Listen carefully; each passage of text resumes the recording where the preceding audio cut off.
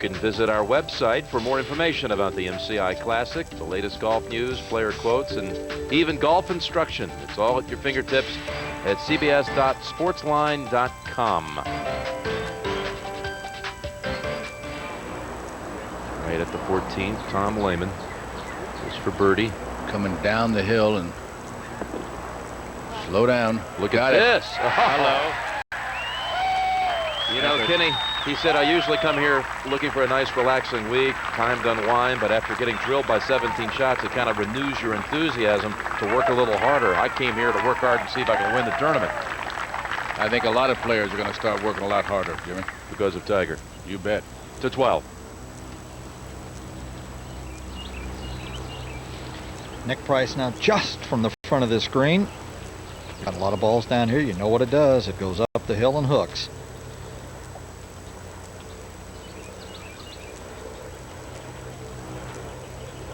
Let the air out of it a little early there.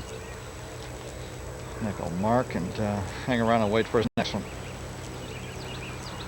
Let's go to 14. Tom Watson, 100 today. We're going to be looking back here shortly at a special Sunday. 6 days back. Go down. Watson with an 8-iron. He's blistering that thing, but if you look at that pin, that's not one you want to fire at. You want to give a little more air, but he flew it right over the top of the flag. Brad Faxon, a little bit of trouble over at 13. It's been kind of a wild journey today for Brad, who's in second alone, 3 behind Nick Price. Well, when you have missed the last 10 greens, you'll find places a lot of people see. To 12. Lenny Clements, this will be for his par. Good putt right there, and that applies a little band-aid to the bleeding. Lenny Clements 7 shots behind his playing partner, Nick Price. If Nick can negotiate this 2-footer up the hill. It's fun to watch him hit golf balls when he's playing well. The sound of the club on the ball is a different sound. It's not as loud as Tiger's, but it's a decibel right below it. He just pops it. Gary, why does it sound so different? I think the contact he makes, Peter, like you said, he hits down at it so crisply and hits it right in the middle of the club face.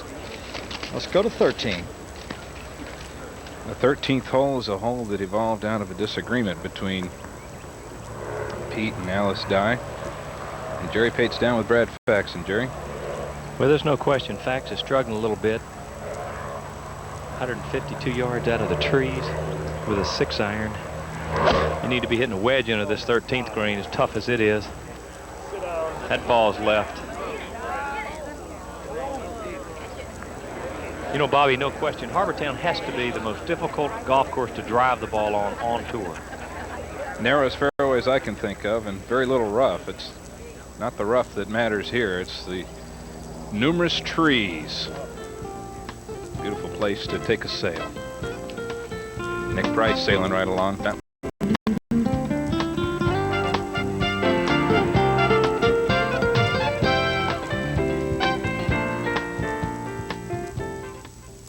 Okay, so stereotype me. I'm all work and no play. Drive some kind of big cushy sofa on wheels and listen to big band. Right? Wrong. Because I do play. Hard. And I drive a Lincoln Town Car. Smooth, roomy, and comfortable. But it's also solid and responsive. It's almost like they had me in mind when they designed it. Now, as far as big band goes, okay, you got 1 out of 3. I don't shower before work. I email over oatmeal. I take conference calls in my pajamas. Just take a look at the area that I'm highlighting there. That works. I document conference, I page, I fax, I work out. I get tons done. I still don't shower. I pray we never ever get video conferencing.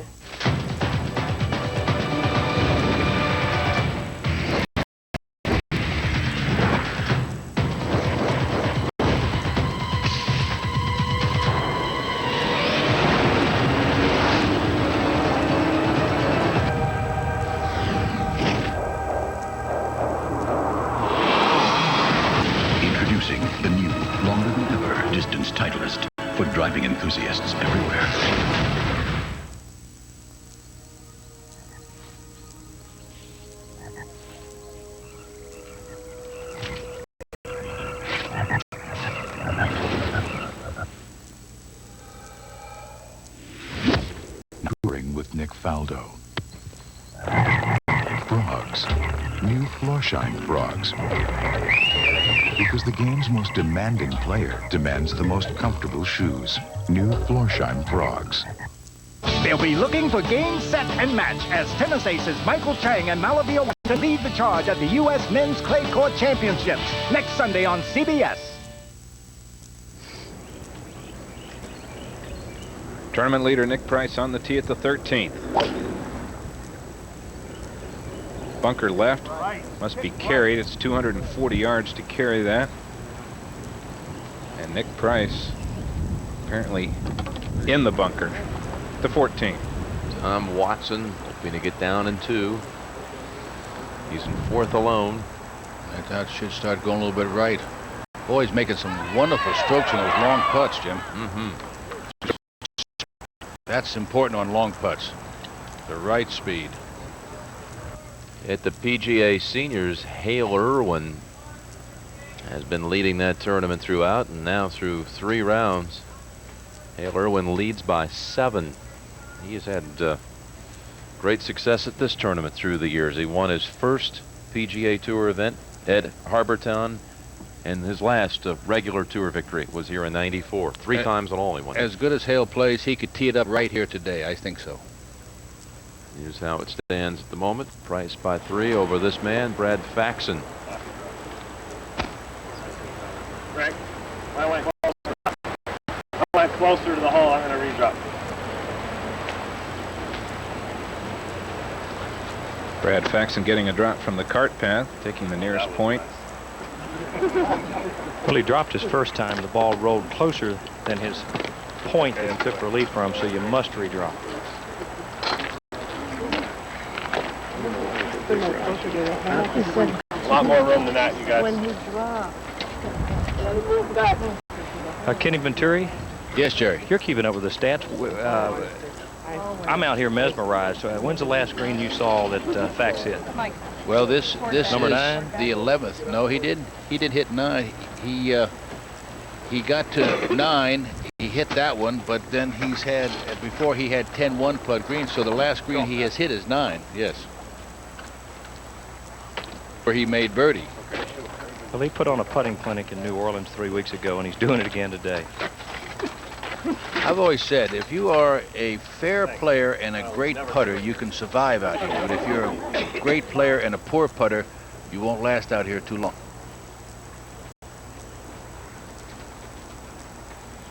Brad Faxon, the tour's leading putter last year. Took only 25 1/4 putts per round in winning in New Orleans 3 weeks ago.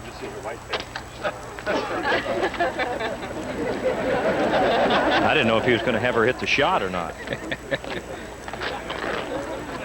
He said he could see her white pants back there, so just gently moved her around there.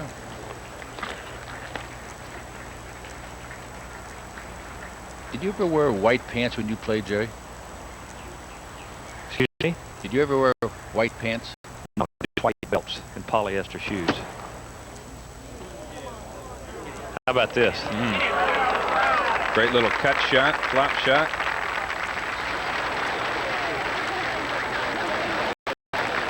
Now, can't really bother another player. I think the darker color pants are more accepted out here. Any movement out of white pants could be a distraction. To 14. Watson for par. No. You just feel it coming. He Decelerated there. He's got with those. That was just kind of where the hands went ahead of the putter, and the head stayed behind and went right out to the right. had 2 of those yesterday at 16 and 17 to 13. One of the best short games on tour, Rick Fair. He said this year he's really just been playing tee to green with his B game. He's been working on a new setup routine with his putting that's helped him this week. Wasn't very optimistic about today. He's 3 over. Doesn't get much better than that.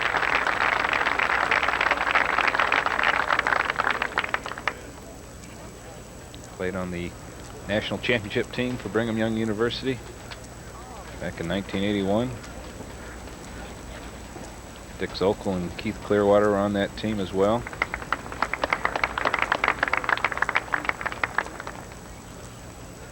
Par for the introspective fair.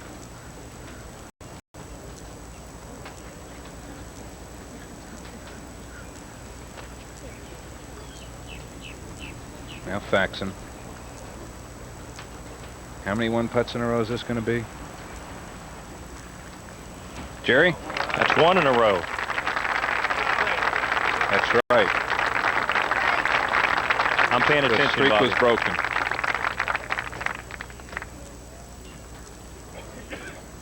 And back in the fairway, Lenny Clements over his second shot. David? He has 152. Both he and Price, exactly the same yardage. Lenny to play first. He's got 7. Into the breeze. Starts it to the right and it's hanging there. It's a good shot, David. 8 feet. Stacked it up into the wind. And now how about this lie for Nick Price? This is really marginal here. He's got the ball sitting down and it's compounded by the fact he's got to get it up and over the trees. It wouldn't surprise me to see him hook something out of there low. You can see the sand behind the ball, and that's the critical issue for the lie in the bunker. As Brad Faxon looks at the 14th tee. Very difficult shot here. The green is tremendous. Well, he did in fact try to hook that out of there, but as I said, that was a very marginal lie, and really there's no easy layup here either with the flag over in the back left. Pretty good play. Let's go to 14. Brad Faxon, proud member of the Furman Paladin golf team in Greenville, South Carolina. Was there for a Pro-Am, in fact, on Monday. I don't look for this to be anything right of the hole, Jim. This has got to give the fat side. This is as long and deep, and that was an 8-iron. So Nick Price in trouble at the 13th, but leading by 3. And we'll continue with more golf action from Harbortown Golf Links after this message and a word from your local station.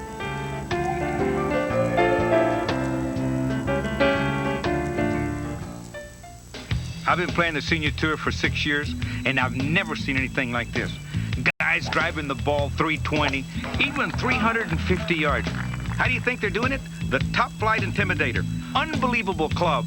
It's got a titanium insert right here, so a bunch of 50-somethings like myself can still drive the heck out of the ball. How'd you think we were doing? Buy an Intimidator driver today and get a dozen Top Flight Strata balls. What happens when a prosecutor, Carolyn Paul-Amos was murdered last night, becomes the accused? How can you think that I could do a thing like this? Harrison Ford, presumed innocent. CBS Wednesday. CBS. Welcome home. One magazine hypes tech stocks, another healthcare, another high-tech healthcare. What my financial advisor told me makes more sense. Oppenheimer Funds, the right way to invest. Neither rain, nor mud, nor ruts and ridges, nor rocks and rivers, nor sleet nor snow shall keep a new Toyota 4Runner from keeping you from your appointed rounds. Power you need, and all the room and comfort you want. And with a starting price around $20,000, it could take your dollar even further. I don't invest for a living, so I'm not comfortable judging what risk is right or too much, whatever. That's what I have Oppenheimer Funds for. Oppenheimer Funds, the right way to invest. It's Big Comedy Monday with Bill Cosby starting at 8. The 1997 MCI Classic is sponsored by the Intimidator Driver, the longest driver on the Senior PGA Tour. Etonic, the shoes that can help improve your game. Etonic, isn't it time you changed your shoes? And by MCI. Is this a great time or what?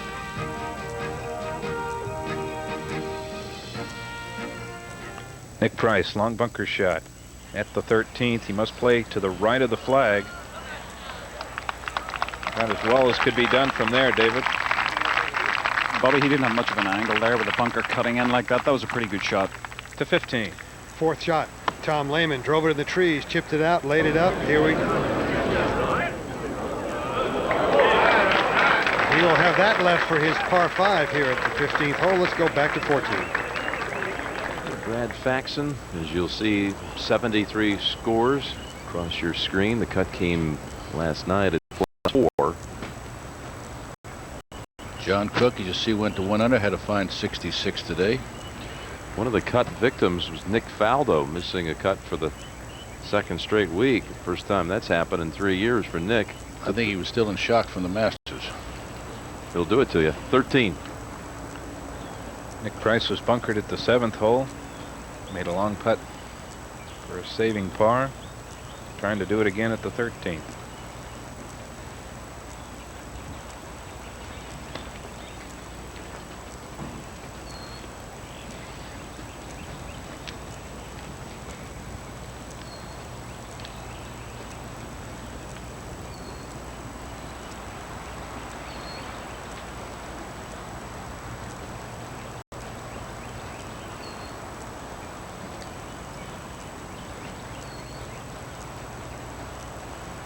Very aggressive popping stroke.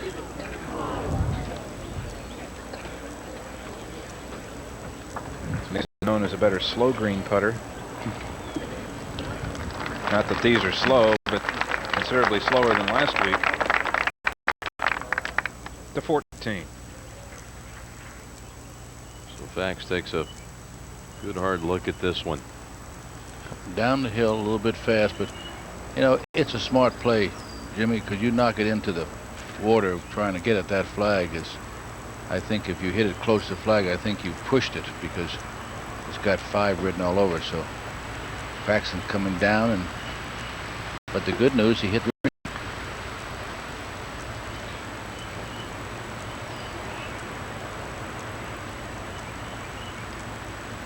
ran out of steam. We saw all the scores.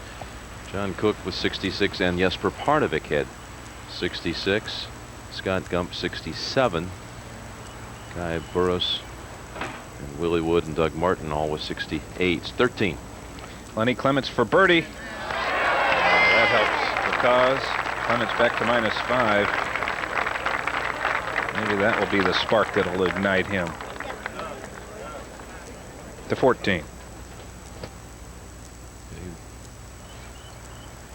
Brad with a little bit of a tricky one here. This one quick, but he jams it home for par. Those are tap-ins, Jim, for him. Those are just get out of the way and go to the next hole. To 15. Tom Lehman, see if he can save his par here. And a well-earned par it is. Tom Lehman remains -7 through 15 holes in the 3rd round here at Harbortown Golf Links. And he knows he got away with one there. Let's go back to 14. Rick Fair. This is for par. No one is really fooling with that hole right now. We haven't seen anybody really knock it close at all. It's like you think of holes that you don't fool with, like the right-hand side at number 12 at Augusta, things like that. You just those. Good luck shot from above. You can see how little room you have on the right-hand side. The hole's cut only 12 feet from the right edge. Playing 154. If you play to the center of the green, it's 165. Amazing, this leaderboard has taken on many of the same names and characteristics of the 1994 British Open at Turnberry, because Nick Price and Brad Faxon were paired together in the final round. That tournament won by Price, and that's the one where Jesper Parnevik had a chance to win it and bogeyed the last hole. He's on the first page of the leaderboard, and Tom Watson was around the lead through day 3. That's when I couldn't understand when Jesper said he didn't look at the scoreboard. That was the one. How about the wind conditions down on the 14th tee, David? Well, he has 154, and you know, he just had a huge gust of wind into here, which is exactly what he doesn't need to feel. This really should be downwind. And that one's well left to start. It's been a popular place today there, David, back in that back left with a pin today in the front right. And Kenny, it's really blowing hard downwind here, and with this flag on the front right, as you said earlier, you make a 3 here and you sprint to the next tee, so no one really messing with, you know, a marginal club. We haven't seen anybody really within any area under 10, 12, 15 feet.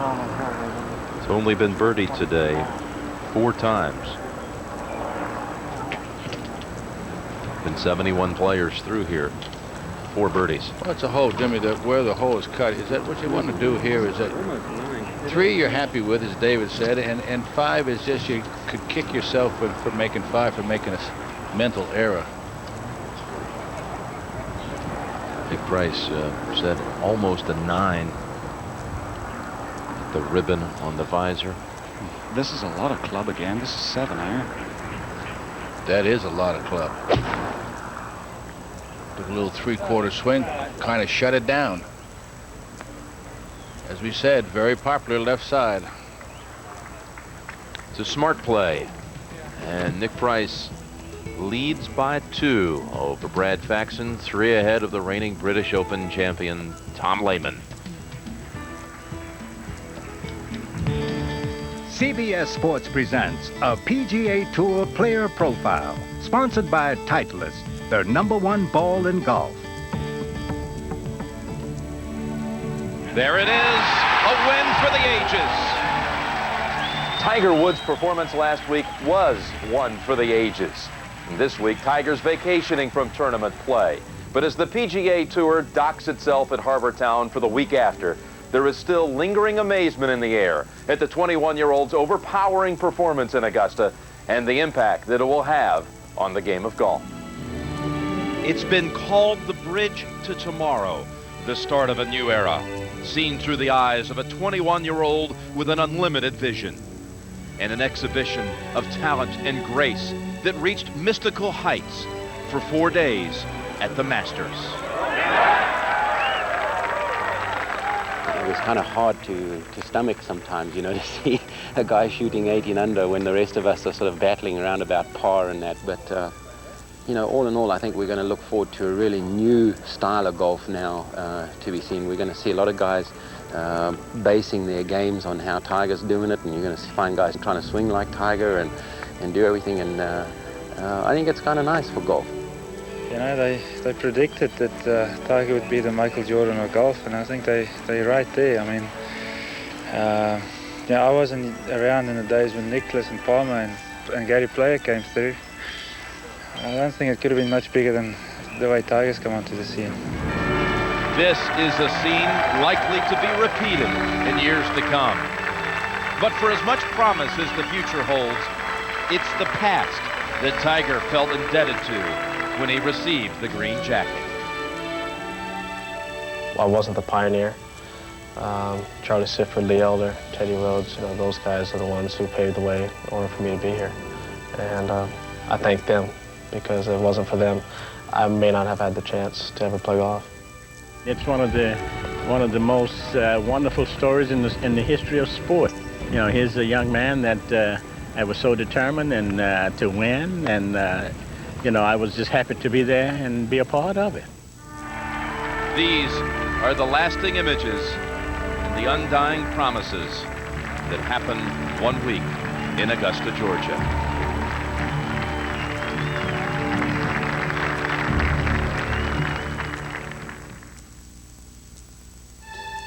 The game of golf is really a game about life. You know, he's a great father figure. He's my best friend. And I said, son, what were you thinking about when you hit your first shot? And he said, where I want my ball to go. That's awesome for a 6-year-old. I insisted that his gloves be the same, his ball be the same, and his clubs always fit him. Titleist ball is always the best, so it never lies to you if I hit it correctly. Love is a given, respect and trust are earned. That's Tom Lehman, 146 yards away. Trying to scatter something really low about Dwarf High. Where is it? That's way over here to the left. This wind just howling off Calabogie Sound right now into the players, and all of a sudden the flagstick stops. Let's go to 15. And we have another Tom here. Tom Watson after a superb sand wedge. This for birdie. And a gentle prod. It nonetheless finds the hole. Tom Watson at -5. And still a crowd favorite. 33-time winner on the PGA Tour. Still looking for 34. But he'll have to play some golf if he's going to catch Nick Price at -10, 2-shot lead over Brad Faxon. And what Fax has done today is absolutely nothing short of amazing. Tom Lehman making a charge. And there you see. Low rounds of the week so far occurred today. John Cook, Jesper Parnevik with 66s. Let's go to 14. Nick Price coming down the hill. A little bit slower than you think, because we saw Brad Faxon's putt come up a little bit short. It's not as fast as it looks. And this is really just a lag down the hill. Very dangerous putt. That's a good approach. As Kenny said earlier, you just make 3 here. Run to the next. No, he's walking in that direction right now. Got his 3 very quietly, as you like to say, Kenny. Yeah, there's certain holes you just want to make your par and walk quietly, as I say, and get away. And this is one of them here today, because with that hole cut there, you're going to make more 5s than you're going to make 2s. Lenny Clements has this for par.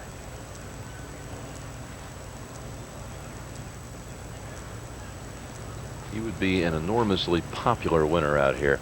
Oh, he's well liked.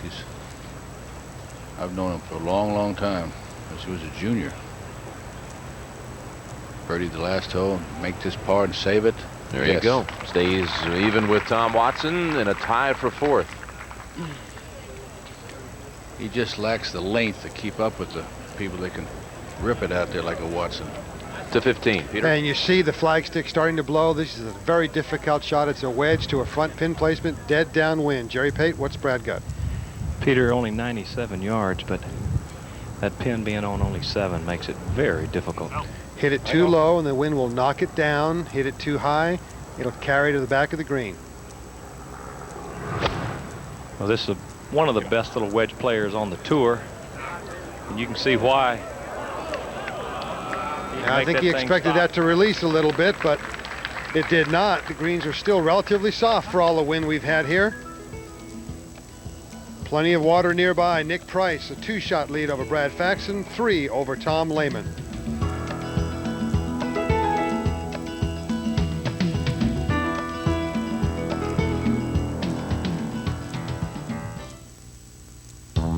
The big hitters of the PGA Tour are about to get some help with their games. Peter Jacobsen's brought on a new coach. David Duval's getting tactical tips. Jeff Mackert's working with a seasoned pro. And Mark O'Mara's taking strategy lessons. Because starting now, they're playing with a trained team of independent financial advisors. And they're playing with Charles Schwab, just chosen the official investment firm of the PGA Tour. So now, tour players can take advantage of retirement plan services through Schwab with innovative investment tools, scores of choices, and one of the largest online trading systems. And if they want to turn their money over to a professional to manage, they can choose from a network of independent financial advisors. It's good to know that no matter how things go off the tee, someone is helping take care of the green. Find out how Schwab can help your financial game. Call 1-800-4-SCHWAB. And get investing the way it should be. To protect yourself with Gore-Tex fiber, you could wear a nifty astronaut suit. Or for a lot less, wear a tonic dry lights. Available in traditional and spikeless models, Gore-Tex fabric and a 2-year guarantee makes them out of this world.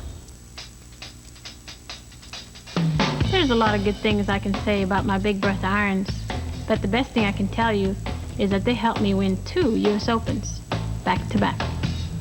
Big Bertha, how golf should feel. I think that humans are capable of doing nearly anything that they set their mind to do.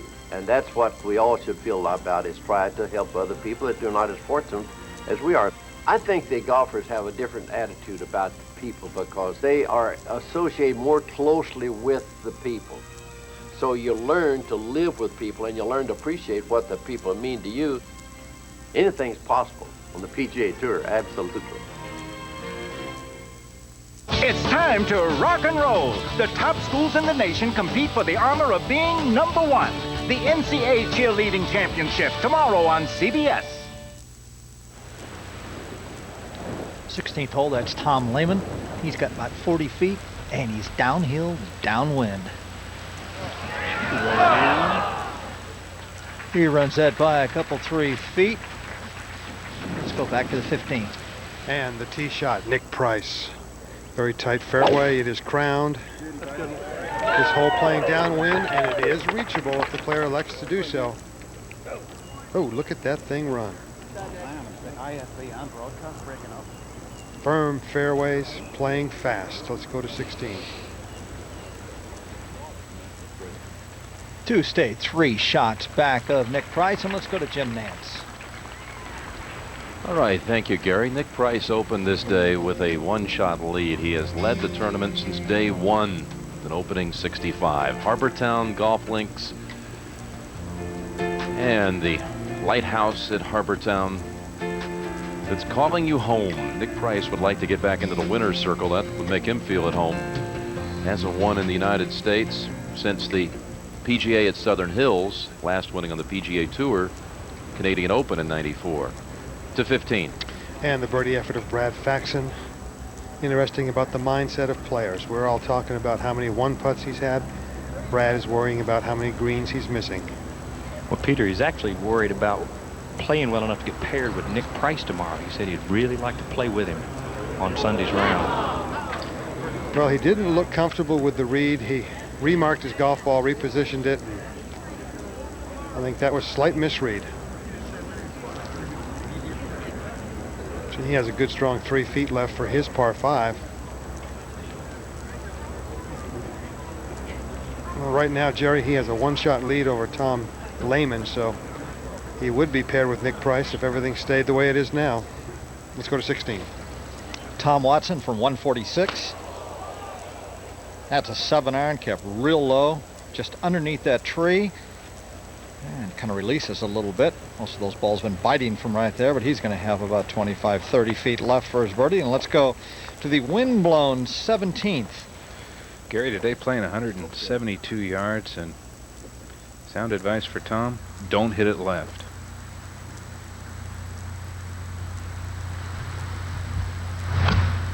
Playing into the wind. And like so many, bailing right into the bunker. The 15. And the birdie effort of Rick Fair. Superb wedge in here from 80 yards. Oh, no. You could almost see him move his head and open his shoulders. Disappointing par 5 for Rick Fair. Rick admittedly out here to earn a living, and the more he can make, the more time he gets to spend at home, and that's where his priorities are right now. Now Brad Faxon for his par to remain -8.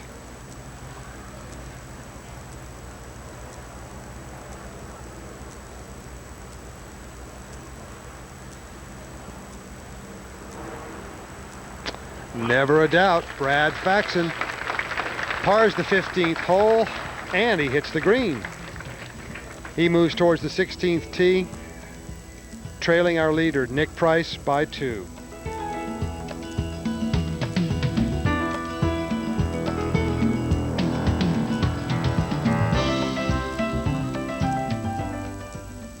A storm rolling in, and Mom's not due for another hour. Hey, what about me? A pretty tight spot, unless you have MCI. Starting to rain. The kids dial one special number, and that one call goes to Mom's office, then to her cell phone, then right to her. Get in, I'm so glad you called. And Mom rolls in right before the storm. Let me in the phone booth Mom, there's no room, you dweeb. Dork. Dweeb. Dork. It's a fun game. You get to carry a bag, good exercise, and you get to hit a golf ball and try to make it in this little hole. I think I'm a good golfer, but I need a lot of improvement. I want to win all the big tournaments, the major ones. And I hope to play well when I get older and beat all the pros.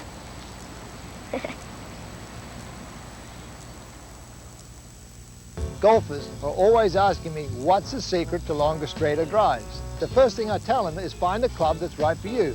If you slice the ball, you want an offset wood to help you square the face at impact. Or if you have trouble hitting the sweet spot, you want a deep face club for more forgiveness on off-center hits. Only Cobra offers you the option of offset or deep face titanium woods. So take your choice and then tie into one. Bob and Judith Akers looked forward to the day they could retire to a little business by the sea. No easy project to take on alone. Fortunately, a Dean Witter broker was there to help them chart the proper course. Each individual's dream is unique. So too must be our solutions. Now the Akers not only have a place they can call home, others can too. Be back at 10. We'll leave the light on. At Dean Witter, We measure success one investor at a time. Greenside bunker shot of Tom Lehman. 4 feet for par. To 16. Tom Watson been hitting these putts well from this distance. Look out. Nope. It's hit a little too firm. Doesn't take the break. Nicely done, though. He's got the speed on those putts just down perfectly. He's hitting them only about 18 inches, 2 feet by the hole. Hitting a lot of greens. Tom Watson, though, 5 shots behind. There's Blockbuster Blimp sitting high above. There it is right there. Harbor Town, Hilton Head Island. Nice spot to hang around. And now back at the tee, Brad Faxon. That's a 2-iron. Trying to get it around the corner, get it in the fairway. Brad hasn't been driving the ball real straight, so that could be the prudent play. He's got a straight shot at the pin now from right there. Let's go back to 15. As our last pairing of the day makes its way for their third shots at 15. David, what's Lenny Clemens facing? Pete, he has 100 yards left. He hit put it into the woods on the right off the tee, into the woods on the left with the second shot, and chipped it out to here. This is actually his 4th shot in here. 100 yards. He's laid back enough to where he can probably make a full swing, and I think a full swing is a distinct advantage on the 3rd or in this case 4th shot into this green. Anything long and to the left will roll all the way down to the left side of the green, so he has to be keeping the ball to the right. No, he asks for it to get down. It doesn't, and there you see. That would have been a great shot yesterday. 24 hours too late. So Lenny Clemens will have about a 40-footer up and over a ridge. What's Nick Price got, David? Well, he only had 224 to the hole off his tee shot, but right in the middle of the fairway, he was blocked out by the trees on the left, as Kenny said earlier. Well, that's the tough exact driving course. That's the exact yardage that Davis Love went at this green with a 4-iron. So. Well, that's an 83-yard sand wedge attempt. Nope. Gust of wind gets it. It'll trickle down to the left side of the green as well.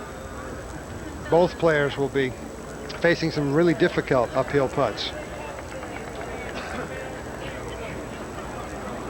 David, how's Nick's demeanor on the golf course? Excuse me, Peter? How's Nick's demeanor on the golf course? He looks really comfortable. He's delighted with the putter, and I mean, he had a 330-yard tee shot off this hole. I mean, someone shouted from the gallery, you know, go for it, Nick, and he chats back with him. You know, he says he's not Tiger Woods, but he looks like he's having fun. All right, we go to Tom Lehman at 17. For par.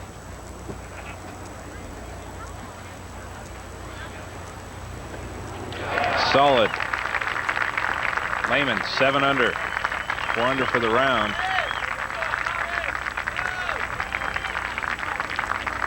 Right where he likes to be.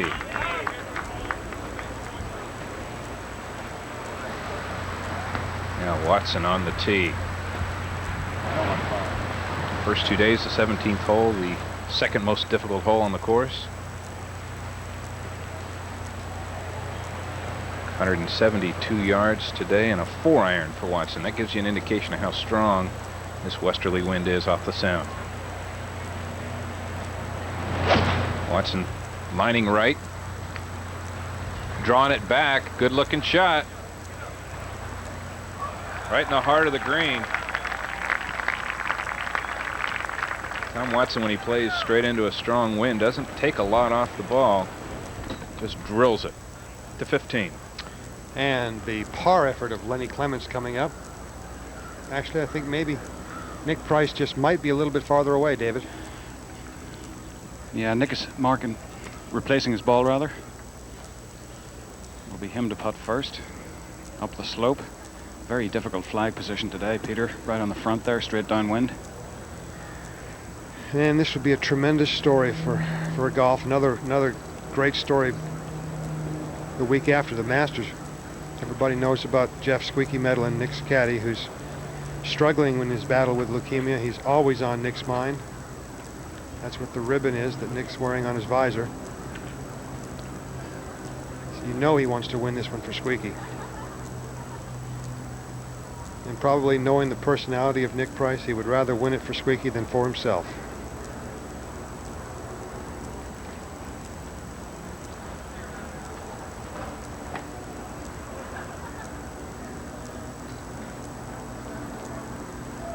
Up and over the ridge for birdie.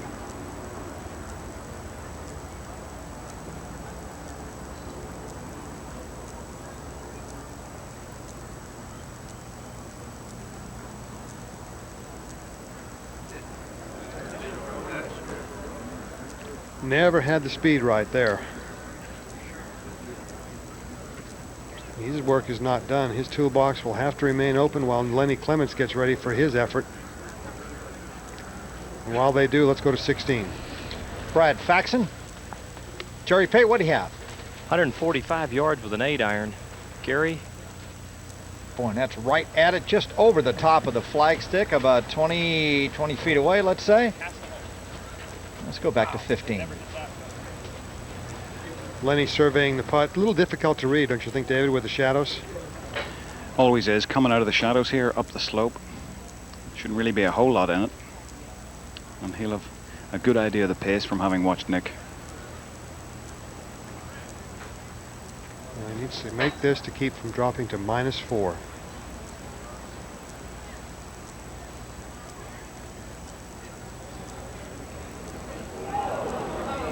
Good speed, just a fraction off when his read to the right. As is often the case, you pay the price at the greens for errant tee shots here at Harbour Town. Lenny will elect to putt on out. I think that's a good move. Just want to keep your rhythm. You got to feel for the speed after your first effort. This for bogey 6.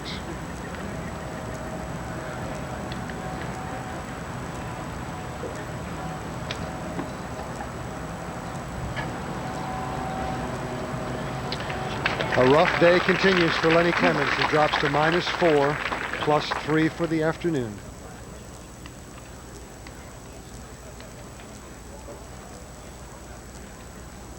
And our leader, Nick Price, at -10. He's 2 under for the play so far today.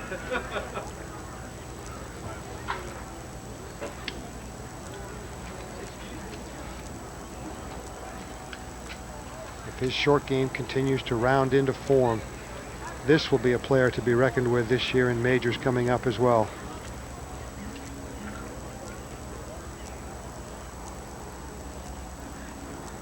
Absolutely superb striker of the golf ball.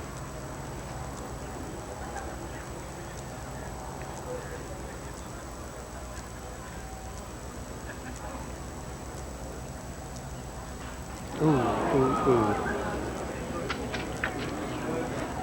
Well, a marginal wedge results in a 3-putt and a disappointing bogey, so he's now -9.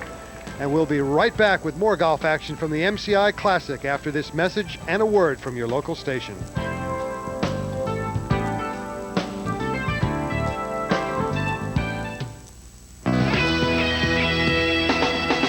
Over the years, I've worn a lot of different kinds of shoes, and the Dry Joys are the most comfortable shoes I've ever put on my feet. I think the Dry Joy is the most comfortable waterproof shoe out there. I've tried every one. Dry Joys are so light on your feet, I don't even know I have them on. How do I break them in? I just take them out of the box.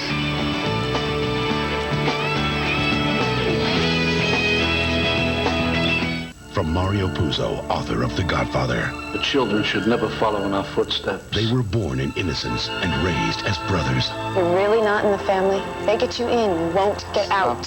One will inherit an empire. Thank you for saving my wife and children.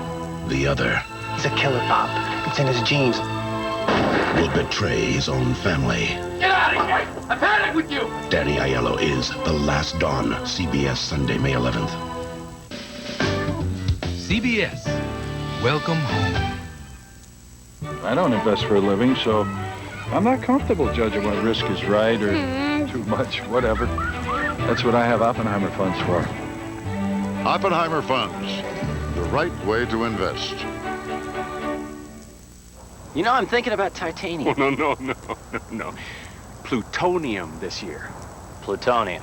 Plutonium. Think about it. Nuclear power. Now, plutonium's a wee bit unstable, so you'll want to use the lead shield. There are a lot of ideas about designing golf clubs. But if you want ideas that work, try Ping. 38 years of what works. Oppenheimer Funds is like a great basketball team. A bunch of talented people working together, in this case, for my benefit. Oppenheimer Funds, the right way to invest. Welcome home to New York's Channel 2.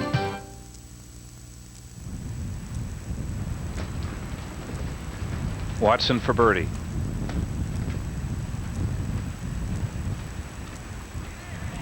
And like many before him, looking for a break that isn't there. Good stroke for Watson. To 16. Now Brad Faxon. This is for a tie for the lead. Ooh, look at it wander off. Look at it wander way right. Oh, here it comes back again. Well, all in all, that was fairly ugly, but it's going to look like he's going to do this 2-putt.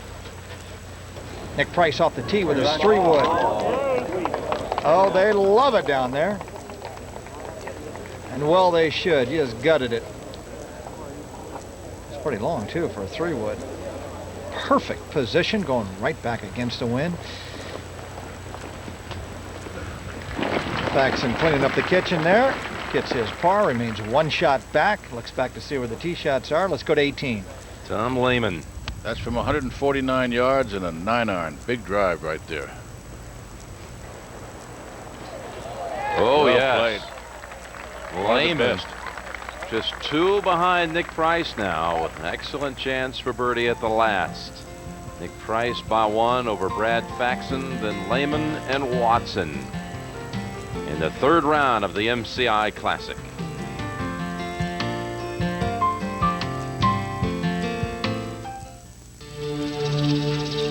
They created electronic trading, and a global intranet became their trading floor. An intranet now able to handle 1 billion shares a day, with trades flashed to 300,000 monitors around the world in milliseconds. With reliability critical, with no room for error, who did NASDAQ turn to build and manage the world's largest intranet? MCI. Imagine now what we can do for you.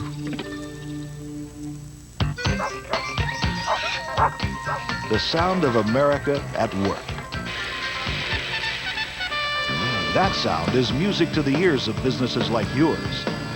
That's the Kemper Cavalry, a leader in property and casualty insurance and risk management services, saving our customers over $1 billion on workers' comp costs. Call your independent agent or broker. Doctor, the cavalry's arrived. The Kemper Insurance Companies, the sound of protection heard round the world. It's a jungle out there. Golfers beware. Yikes, a cobra! Because some companies still want to sell you golf clubs off the rack, even though they know everyone's swing is different. Don't buy golf clubs off the rack. Call Zevo. We have woods and irons that can be custom fitted to every swing.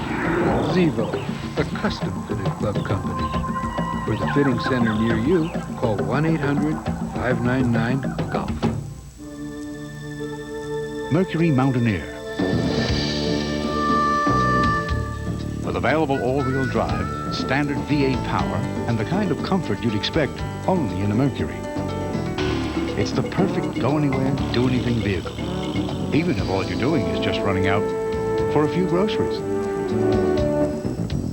The 1997 Mercury Mountaineer. Imagine yourself in a Mercury now.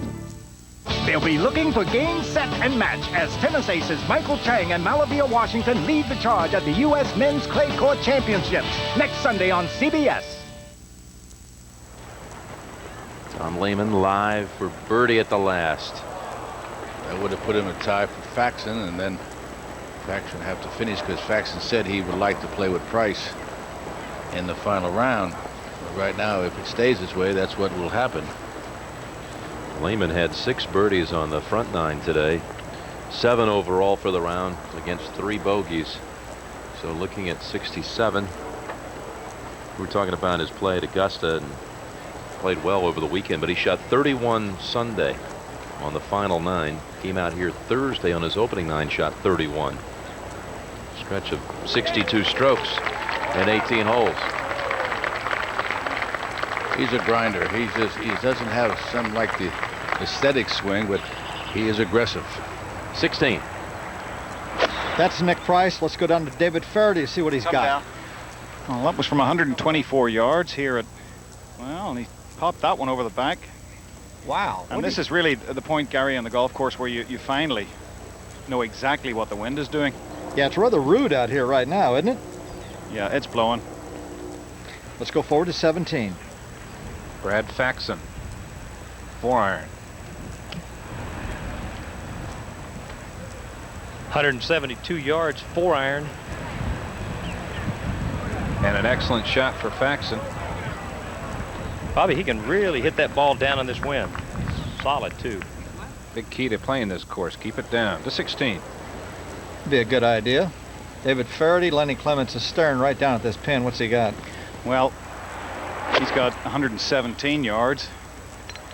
And ooh, looks good. Ooh, that's a much better effort. That was 9-iron. Yeah. I like that one, don't you? Yeah, well, he had the benefit of seeing Nick's. I mean, and frankly, I think that must have been quite confusing for him. You know, Nick was 7 yards longer, hit one club more and hit it through the back. Yeah, he is way over this green back here. And let's go to all the fun out at 17.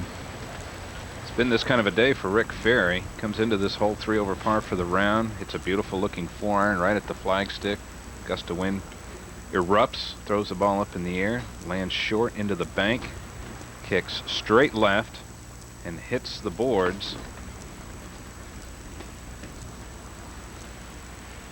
Those boards, Bobby, are actually part of the hazard, so he has to be careful not to hit those boards on his backswing. That would incur a 2-shot penalty.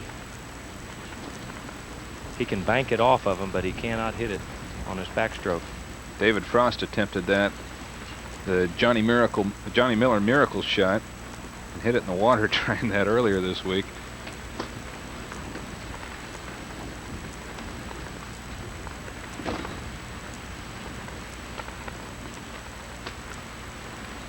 Only plays over the green if he can get it out. Well, his ball was only about 3 feet from being right on the green perfect. Very unlucky break. You're showing a real test in seeing a test in Ferris' character. He's one who hard to ruffle. To 16. Nick Price, you see right there, stalking this green. He's got a lot of it left. He's going to go up the hill and then right from the fringe of the green. There's a good look. Right from the top of the green, it's just straight down the slide. Gary, this one is really quick downwind, isn't it? Yeah, all these putts from back here, David, these putts have been going 6 or 7 feet by the hole, and these guys can't believe it. So Nick is probably going to get wide-eyed here with this one. Oh, that's pretty good. In fact, that's going to come up short.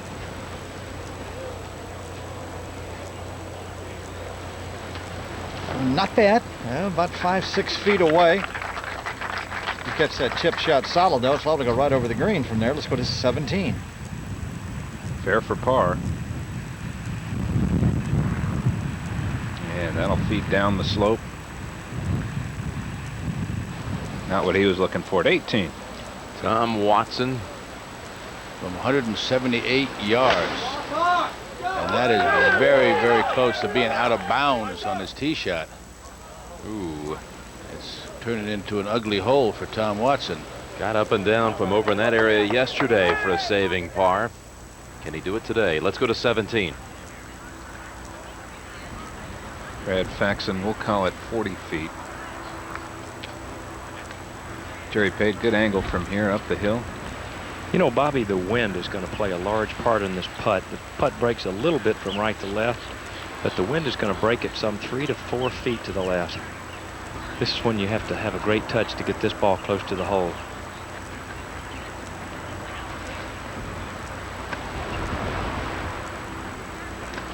Airport here earlier in the week had a wind shear alert, plus or minus 20 knots for aircrafts on final. And the wind here on the Sound as strong.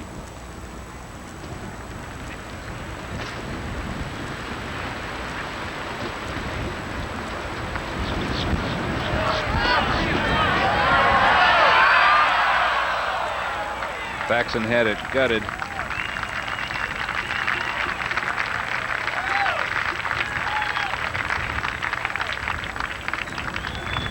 He's really got a feel for the putter right now.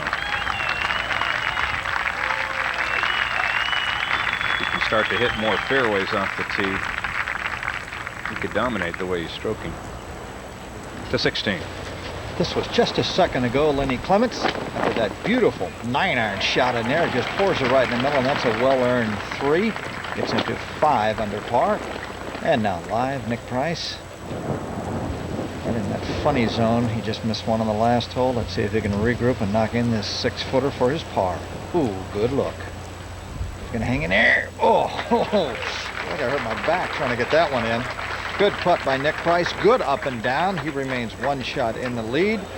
These 3 holes in the wind are 3 out of the 4 toughest holes on the golf course, and just because of the wind, as it is howling out here about 30-35 knots right now. Let's go to 17. The bogey putter, Rick Ferry, pulls it. Missed the short one at 15. Now the double bogey at 17. Fair drops to -2, +5 for the day. I think line the wind was more left to right. And Nick Price congratulating playing partner Lenny Clements on the birdie at 16. Lenny will have the honor. It's the type of hole, Ken Venturi, when you're playing in that kind of wind, you just got to try to hit it straight. To 18. Right. Watson, the pitch from the thick rough. Takes it up fast. Hit Hello. the hole. Wonderful shot. But the tee shot that he hit there, it was right next to the cart path, hits the path, the out of bounds is right next to it, so he wasn't more than about 12 feet from being out of bounds. We've seen a lot of players hit out of bounds at 18 the last couple of days. Back to 17. Kenny, to finish that thought, when you're playing straight into the wind like this, really you can't work the ball.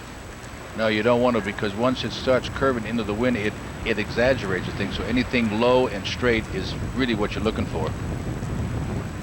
And there now the toughest hole on the course. Lenny Clements with the honor. David? This is 4-iron, Bobby. Starting it very low. Good looking shot. Gets a nice left kick off the fringe. Lenny Clements has showed a lot of heart today.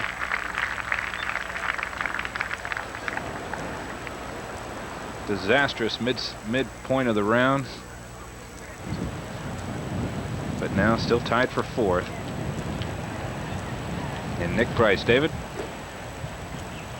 This is 4 also, Bobby. You know, I see him pulling down on his hat there, trying to get it set on his head. I always used to take my hat off when it blew as hard as this, I felt, particularly on the putting green.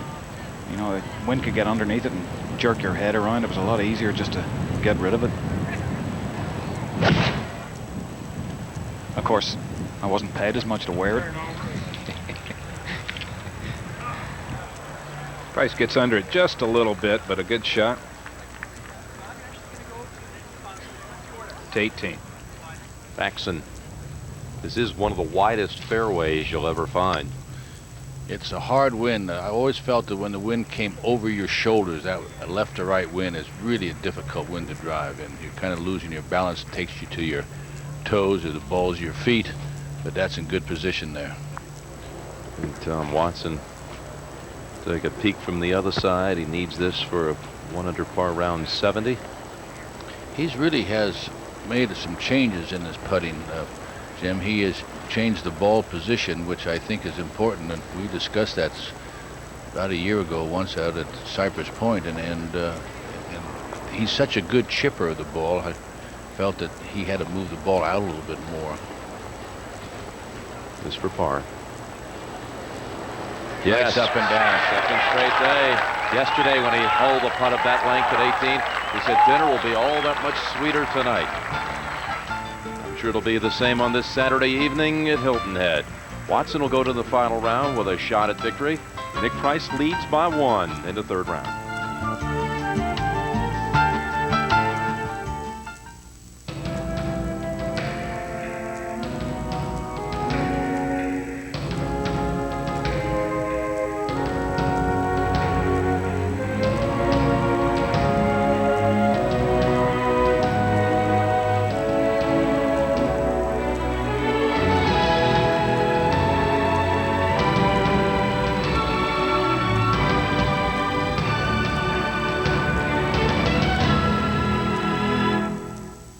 Well, I was in the neighborhood first, and Dave came up to see how I did get such a good lawn. I went over and I peeked into his tool shed, and he was using turf builder. Dave's secret is to follow whatever I do. Any spot you look is nice and green and thick. With last year's drought, our lawn still came right back because we had good root structure. I would never consider using anything other than Scott's. I have the best lawn in the neighborhood. I think Brad has some nice spots on his lawn, but I think overall I have a better lawn.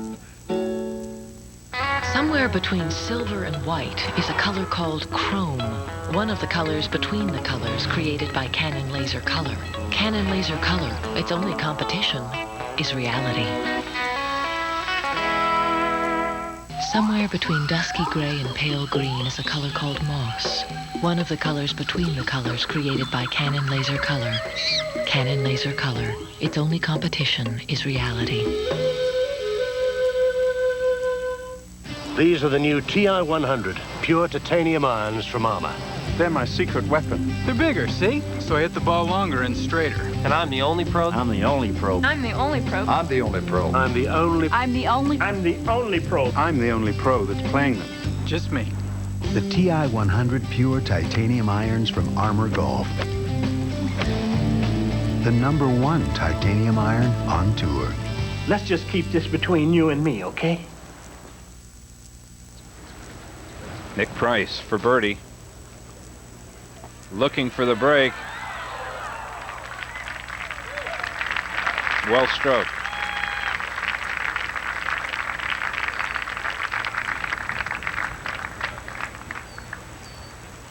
Price in his last 4 visits to Hilton Head, 3 top 10 finishes.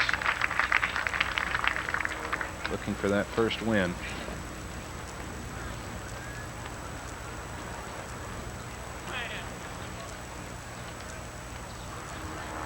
Jimmy Johnson is caddy, fine player in his own right from South Africa. 17 years on the South African tour. Let's go to 18. And there's the famed 18th at Harbor Town. Calabogie Sound on the left, condominiums and out of bounds to the right. It's played as the 3rd most difficult hole this week. 4 birdies today in all. Brad has 170 to the front, Jimmy.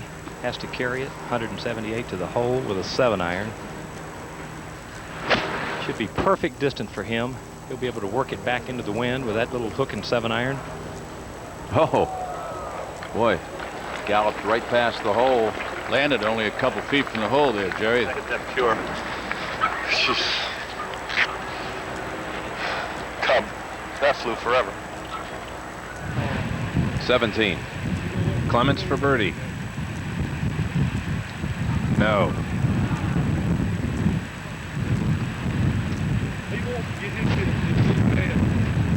Clements stays at 5 under, tied for 4th, and only his 4th visit to Hilton Head in his 17-year tour career. It's 18. Now Rick Fair. That's a 9-iron from 145. You know, and Rick has not played that poorly today. That's not a good shot there, but he's just had a lot of bad breaks around the course. Tomorrow's lineup on CBS.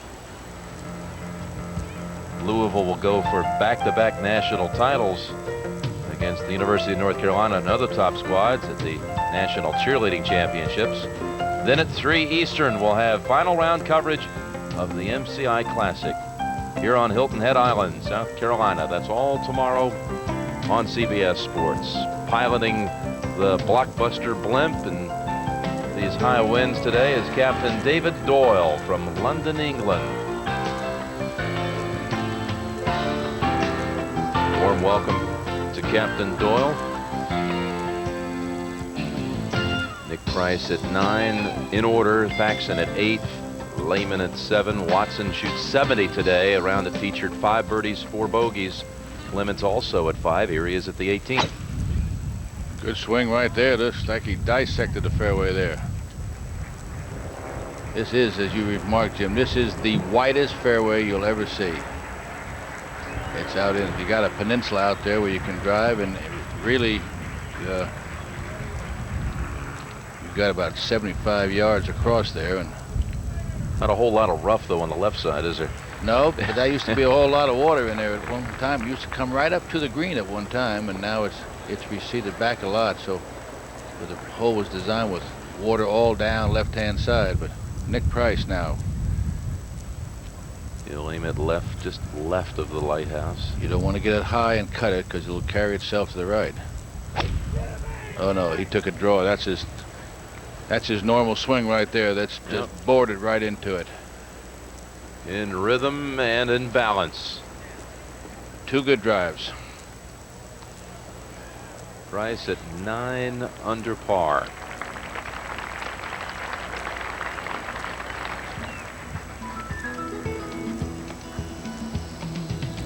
CBS Sports presents The Shot of the Day, sponsored by Callaway Golf, makers of the Big Bertha metal woods and Big Bertha irons.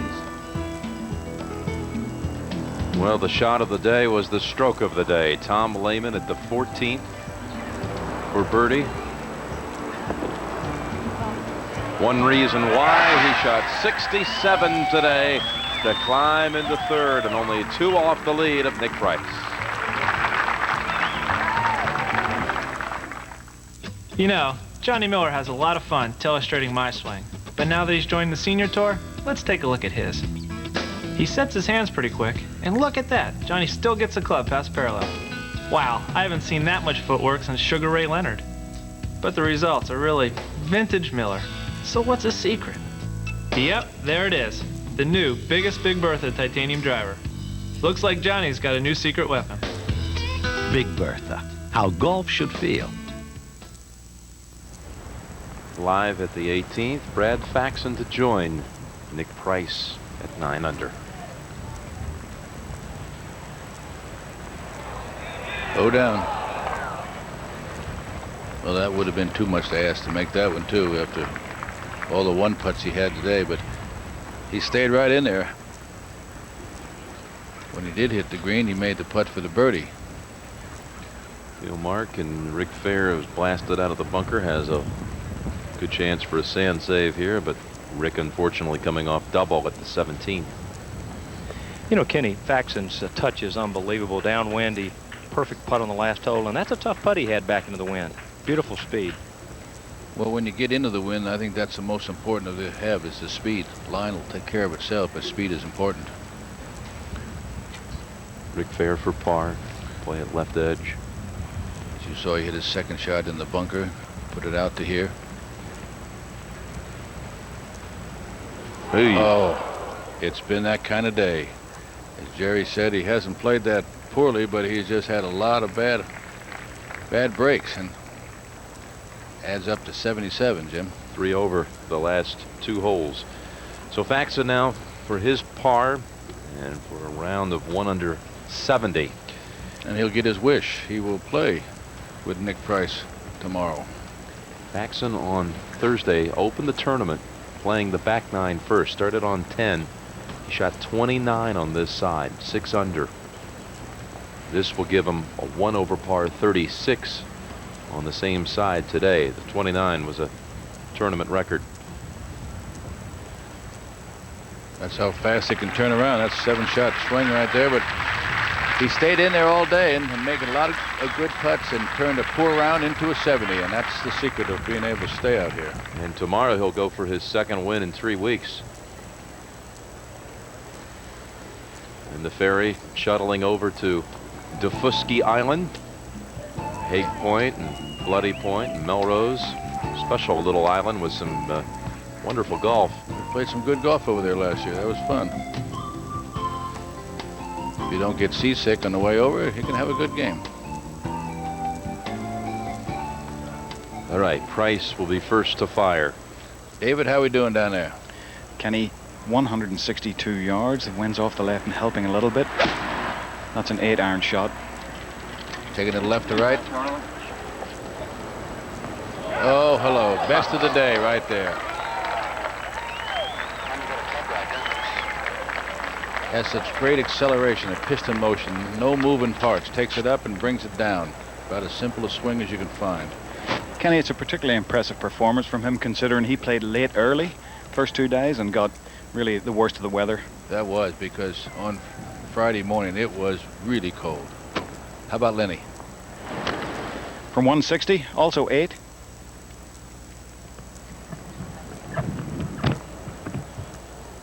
Ball kind of flew on him a little bit.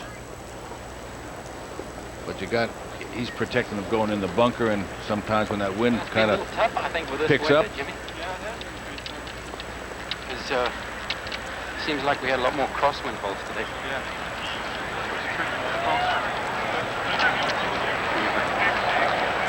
They're talking about the wind. You can get in some of the inner holes and you've got the tall trees. You don't feel any breeze, but when you make the turn out to 16, you know it's there. And look at those flags, Jim, just hanging straight out, coming left to right.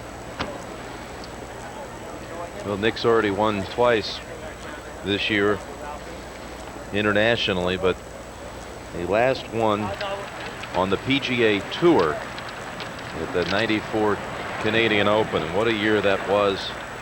Back in '94, he won the Honda, the Colonial, Western Open, the PGA Championship. He won that year also. The Canadian Open. And also the British Open.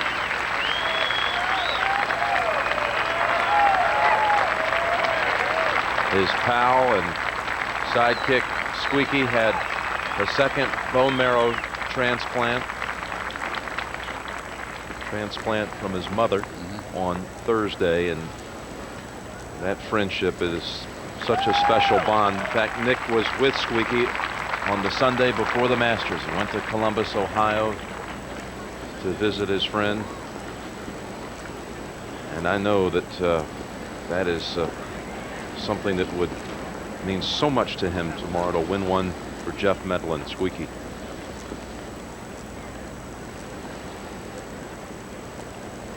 Look at this board, Kenny, and what thoughts do you have about tomorrow and some of those who will pursue Price's lead? Well, again, you're going to have some breeze, I believe, what they say, but you're looking at some great wind players. Nick Price is great. Tom Watson is one of the best, as I've said.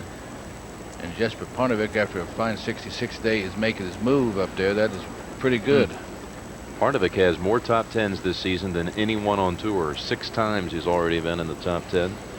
And Willie Wood, we saw his name on page 1 coming off an outstanding 12th place finish at Augusta. He shot 68 today. In fact, Willie Wood had a better round Sunday than Tiger Woods. He shot 68 versus Tiger's 69. At one time today, Willie Wood was 5 under for the tournament. Lenny Clements will have the flagstick attended.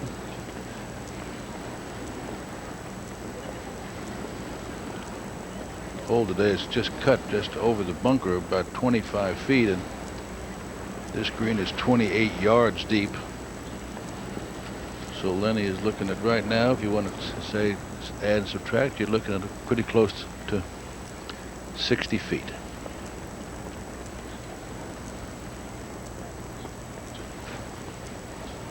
Gonna go left like we saw Lehman's putt go. Slow down. Slow down.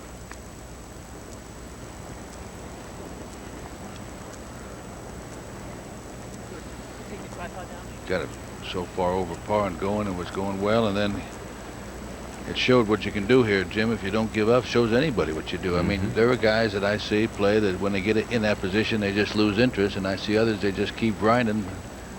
They just don't give up, which is a great asset. But Price now could go back into double figures. You said the other day, what we talked about, he got to 10 under par, coming to 17 yesterday, but bogeyed 17 and 18 to finish at 8 under. So this would be for a round of 69.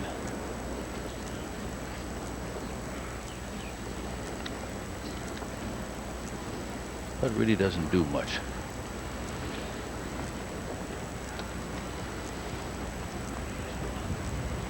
I would say it's straight in.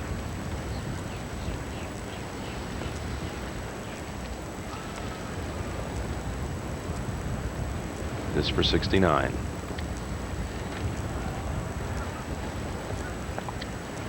No doubt. How about that? Well, you deserve birdie after the fine second shot to 18. It's probably the best we've seen all day right here. Pretty impressive. 65, 69, 69. Leader by 2. And now Lenny Clements. A round of 73 here, Kenny. This is an important putt. Not all putts are important, but this for his mental. He's had a poor round. He's lost it in the middle there, and this to save his par, finish it 5 under. It kind of soothed a few wounds of what happened today. When he bogeyed 7, 8, and 9, he just kind of lost the momentum there.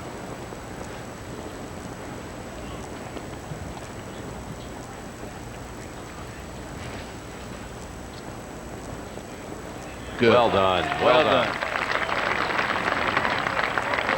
So he'll start the final round, tied for 4th with Tom Watson. He'll play tomorrow with Jesper Parnevik. It'll be Price and Faxon in the final pairing. Then Lehman and Watson in the next to last group. Clements with Parnevik. There's Doug Martin, who shot 68 today, as did Willie Wood. Bobby Watkins at -2. 16 players under par, with Nick Price leading the field through 54 holes.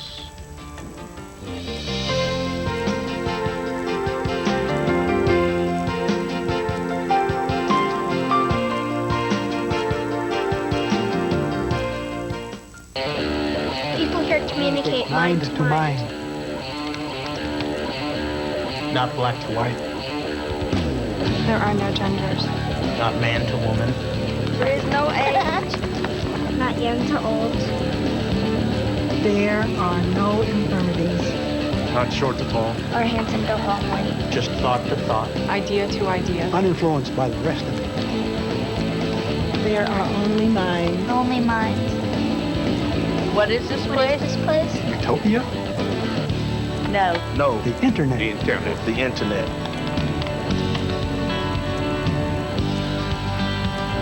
Where minds, doors, and lives open up. It's a nice place. This place called the internet. Is this a great time or what?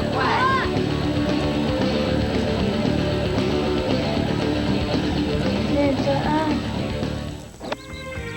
Nothing beats the feeling of a well-executed layup. Nice one, Herb. Safety first. We don't think so.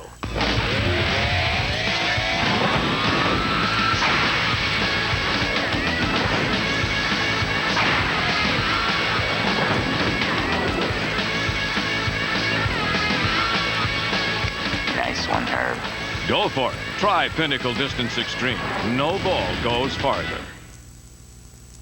When we gave drivers of the Mercury Villager a smooth car-like ride, we didn't forget about the passengers' comfort.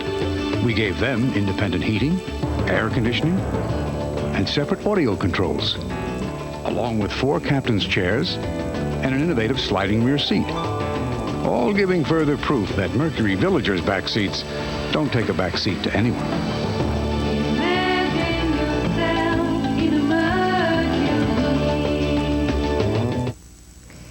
I'm Paula Zahn. High floodwaters in Grand Forks, North Dakota, and a day of remembrance for the victims of the Oklahoma City bombing on tonight's CBS Evening News. The 1997 MCI Classic is sponsored by MCI. Is this a great time or what? Pinnacle. No ball goes farther. And by the complete line of 1997 Lincoln and Mercury automobiles. Tonight on CBS starts with Jane Seymour's Dr. Quinn Medicine Woman, followed by Early Edition and Walker, Texas Ranger. Nick Price with 3 rounds in the 60s. He has been the leader since day one. Will he go wire to wire? Brad Faxon will be paired with him tomorrow. He's 2 back. John Cook shot 66 today. Hal Sutton with a fine showing here, -1. And Bob Tway, who won this tournament 2 years ago. Let's go down greenside now with my colleague, Jerry Pate. Jerry? Thank you, Jimmy. Brad, great round today. You're 2 back, and you got your wish, playing with Nick Price tomorrow in the final group. Well, I'm looking forward to it. You know, Price is one of the best players in the world. Obviously, he's playing well. He's confident with his putter, too. Well, you're ranked as the #1 best putter in the world. We've talked about it all day. What are your thoughts on putting quickly? Quickly? I don't think a whole lot. People ask me all the time. I never think about speed. I always try and get my ball started on the line, get the highest possible break, and make them all. Well, it's been a very windy week. I can remember years ago you'd go to the British Open when you weren't exempt and go over there and beat that wind to death and qualify. You've always been a gutsy player. Why do you like to play in the wind? Well, I grew up in Rhode Island, played a lot of spring and fall golf when, you know, we had a lot of stuff like this, hard, fast greens. And I'll tell you what, playing the last 3 holes, putting on those greens was a lot like playing at the British Open. You can see the air dried them out, and it was hard even to sole your putter. Well, a great round today. We look forward to tomorrow. Let's go to David Faraday and Nick Price. Thanks, Jerry. Nick, 69, 2-shot lead going into tomorrow. You must be satisfied. Yeah, I played really well today, David. You know, I hit the ball, I felt really solidly, and apart from a couple of hiccups on the back nine there, but you know, the wind switched from yesterday, and it was playing a lot different, and I think a lot tougher, the back nine, than it was yesterday. And it was just hard to read the wind, and the wind was blowing at times there, especially that wedge shot that I had on 15, the par 5. You know, with a pin cut in the front there, very difficult to get it close, and then I 3-putted. So, but you know, all in all, I think a good solid day, and it's the kind of round I needed today. And a new putter really has made the difference for you. Yeah, Bobby Grace, you know, he made that one for me about 3-4 months ago, and I've been fiddling around with it, and I just needed to mix things up a little bit. You know, change is as good as a holiday, as they say. And last week I putted solidly with it, and then again this week I putted really solidly. You know, missed a few 3-putted here and there, but on the whole it's been good. And we know you're going to be out there tomorrow. You're going to be thinking about Squeaky. Yeah, you know, he's had a tough week, and I just hope, you know, we wish you all the best, Squeak. I'll probably speak to you tonight, and, you know, our thoughts and prayers are with you. Just so many people have come up to me this week and wished him well, and, you know, he's just got to do it. Get out of that hospital. Thanks, and good luck tomorrow. Thanks, David. And we'll go back to 18 and Jim Nance. Thank you, David. And Nick Price certainly expressing a feeling that so many people out here share. One of the real friends of golf.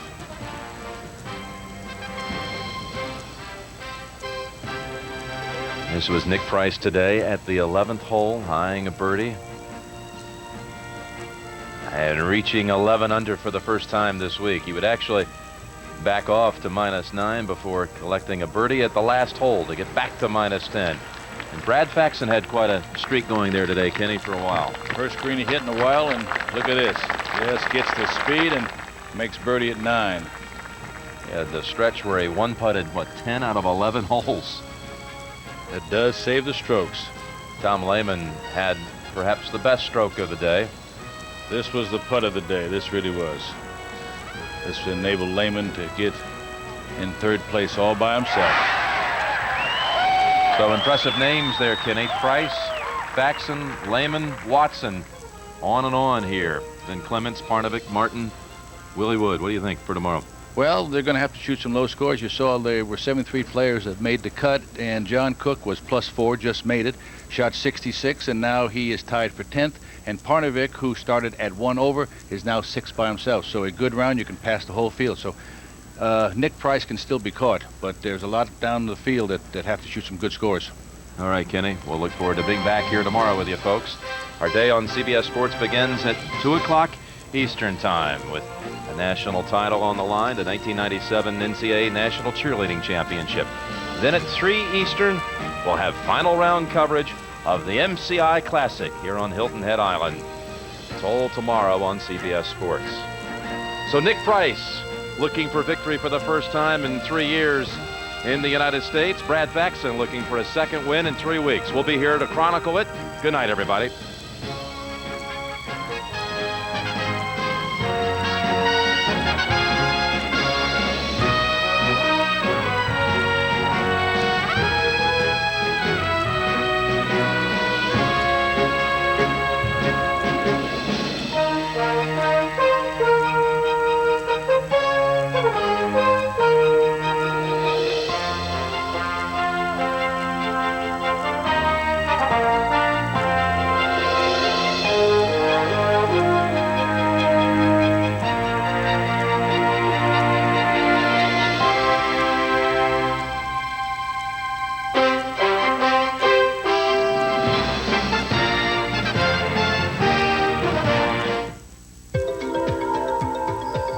Our florists use a special 10-step freshness care system. At 1-800-Flowers, we can guarantee your arrangements will stay fresh for a week. When people tell us we're fresh, we say thank you. When parents lose hope. No more. You're killing your child. A doctor's lie. Parents agreed to the surgery just now. Could end his career. Chicago Hope, CBS Monday. CBS. Welcome home. Save the universe! Save the universe! Save the Looking for something to save? How about this? Save the money. It's National Car Rental Spring Saving Days. Just call 1-800-CAR-RENT now to lock in great spring rates. But hurry, because as they say in the saving business, the end is near. Call National Car Rental at 1-800-CAR-RENT. Save the money.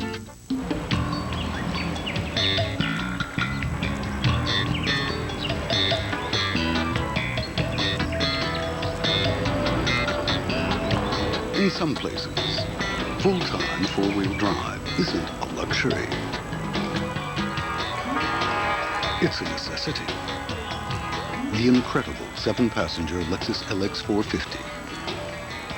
Take to the high road at your New York, New Jersey, Connecticut Lexus dealer. It's Big Comedy Monday with Bill Cosby starting at 8. From WCBS TV in New York, this is 2 News. And good evening, I'm Vince Dimitri. And I'm Lisa Cooley. Could the fire alarm box on your corner have a hidden camera inside? The fire department says maybe soon. New high-tech call boxes with cameras may be installed to try to cut down on those false alarms. Dave Browdy has that story. They are old, hard to maintain, and the fire department has tried repeatedly to get rid of them. Some of the call boxes on city street corners are 100 years old, connected to the alarm system by a patchwork system of cables, some obviously vulnerable to the elements.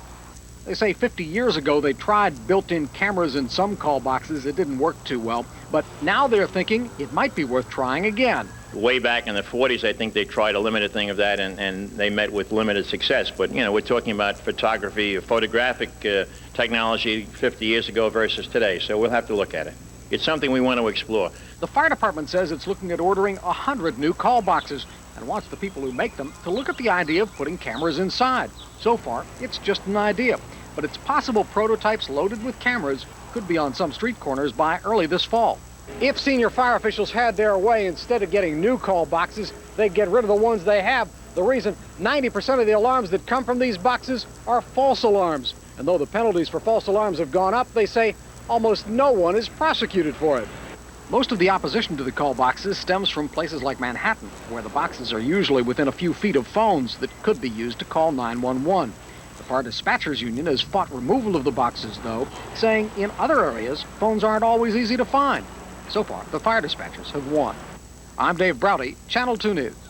Fire officials say the long-running dispute with the Dispatchers Union had nothing to do with the decision to try to upgrade those call boxes. A group of New York City cops took a terrifying plunge on a hotel elevator. The 7 officers had just settled a dispute on the 9th floor of the Hotel Kenmore last night. When they got back into the elevator, it plunged 9 stories to the ground level.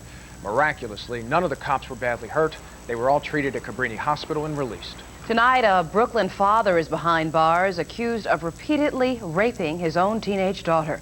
Police say Charles Banks attacked his 14-year-old daughter over the past 5 years. The girl, though, apparently just told her mother about it, and she, of course, called police. Still no sign tonight of a Brooklyn mom who police say was kidnapped by her ex-boyfriend. 19-year-old Kalina Tate was abducted Wednesday along with her 2-year-old daughter. The little girl was found yesterday unhurt at a home in East Flatbush, but her mother was nowhere to be found. The suspect, Bertoni Vilsan, is the father of the child. An Asian gang may be involved in the nursery school kidnapping of a 4-year-old Connecticut boy. Alan Chan was abducted yesterday from the St. John's Nursery School in Bristol by a man posing as his uncle. The boy's parents own a Chinese restaurant that's less than a mile away from the school. Cops aren't commenting on the possible Asian gang connection, but those gangs are well known for trying to shake down Asian business leaders. Some men making trouble. That's what led to a security guard getting stabbed, and tonight he's fighting for his life. The guard was kicking 3 men out of this LeCue pool hall in Union Square last night when one of them stabbed him in the neck.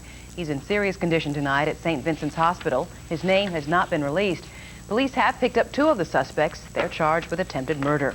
No progress reported tonight in the contract talks between New York City doormen and landlords. But round-the-clock negotiations continue, hoping to avoid some 30,000 doormen, porters, and elevator operators walking out at the 12:01 deadline Monday. The Service Employees Union is asking for a 15% raise, while owners want to lower starting salaries by 40%. 3,000 apartment buildings would be affected by a strike. The federal government is going to conduct a study to find out if the Fresh Kills landfill is endangering nearby residents' health. We all know the mounds of trash smell bad, but the feds want to know if all that garbage is literally making people sick. A lot of people who live nearby blame the landfill for their asthma and other health problems. By identifying people with asthma and respiratory-related symptoms, ATSDR will be able to assess the severity and frequency of their respiratory symptoms and explore the differences in respiratory symptoms by residents.